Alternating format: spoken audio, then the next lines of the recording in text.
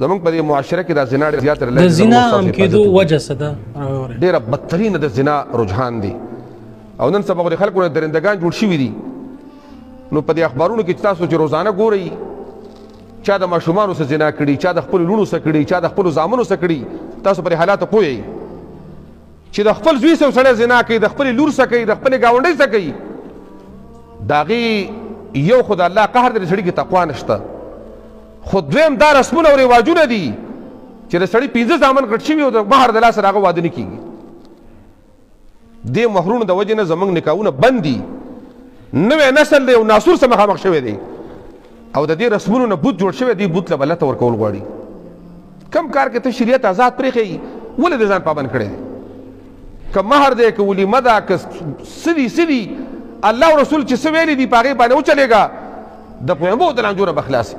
د نن نه 40 کاله مخکې معاشره وایي دا وه چې سړي به زوی له واده کوي نو په کور کې به یو زیاتي کمره جوړه کړه وه د خټې، اب یې پاکه را پاکه کړله او کور کې به یو سخی یا اوښ یا میخه یا کټی ساتلی و.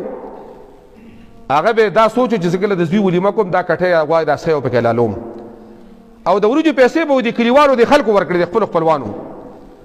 نو هغه به د واده نه 40 ورځې خوند واغست، خور به هم راغلې وه، ترور به هم راغلې وه، ماما او مامي به هم راغلې وه، خوشحاله به و. اوس وایي د واده نه دا ناسور جوړ شو چې کوم سړی د کور مشر دی هغه ټوله میاشت ډوډۍ خوري چې خدای کمیس پرتوګ رانه ونوځي. ځکه خلکو کې سړیتوب نشته، انسانیت پکې نشته، تقوا پکې نشته.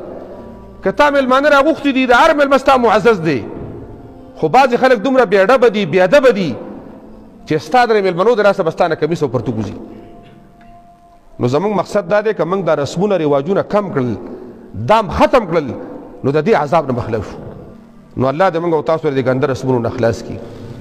دا ډېر ناسور جوړ شوی دی او نکاح یو عظیم عمل دی، خو خلک چې د رسمونو او رواجونو او د غیمو ته وګوري نو هغه ته ځان له دی یو لوی عذاب کوي چې لکه دې لپاره به زه اول بار ملتزمه 15 کاله او پردۍ مزدوري کومه، مسافري به کومه، اله او ماته یو خپله حلاله ښځه رشته میلو شي.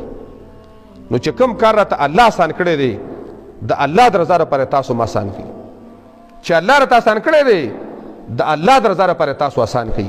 انشاءالله ټول عمر به خوشحاله اوسېږئ. الله دې زموږ او ستاسو د نوجوانانو نکاحونه آسان وګرځوي. زموږ او ستاسو په دې ملکونو کې د الله خیر او برکت واچوي. الله رب العالمین زموږ او ستاسو غربت فقر ختم کړي، برکات دې الله موږ او تاسو ته نصیب کړي. ښه دا د شیخ صاحب ضروري بیان چې تاسو واورېدلو، د دغه شان اهم او ضروري بیانونو دپاره تاسو زموږ سره اوسئ. السلام علیکم ورحمة الله.